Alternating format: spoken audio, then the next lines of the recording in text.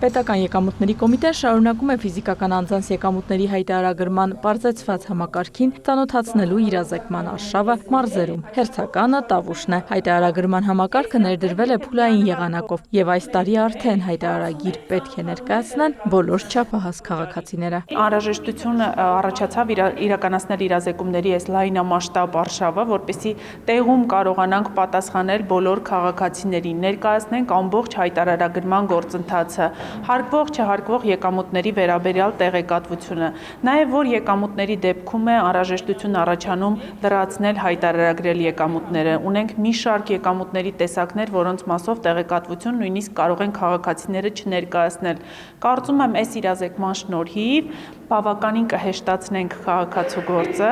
որպեսզի որևէ անհանգստություն, որևէ հարց չմնա։ Հարկային գլխավոր կառույցի պատասխանատուները պատասխանեցին հանդիպման մասնակիցներին հուզող հարցերին, մասնավորապես եկամուտների հարկվող տեսակների, ինքնաշխատ եղանակով հայտարարագրման գործընթացի ժամկետների վերաբերյալ։ Հայտարարագրի շրջանակներում այդ եկամուտները ըստ բաժինների նույնպես առանձնացված են։ Եվ այն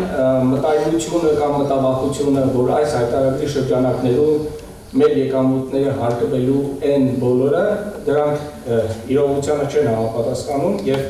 իրականությունը այն է, որ եկամուտները ենթակա են հարկման բացառապես այն դեպքում,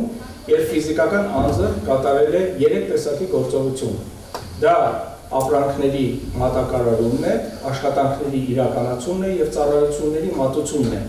Այսինքն պարզ լեզվով ասած, դրանք այն գործողություններն են, որոնց դիմաց ֆիզիկական անձը ստանում է որոշակի վարձատրություն կամ եկամուտներ։ Իրազեկման արշավը ուղեկցվեց նաև գործնական աշխատանքով։ Հանդիպման մասնակիցներին կոնկրետ օրինակով ներկայացվեց հայտարարագրման ամբողջ գործընթացը։ Իրինա Մկրտչյան, Գայանե Թամամյան, Վահե Թամամյան, լուրեր։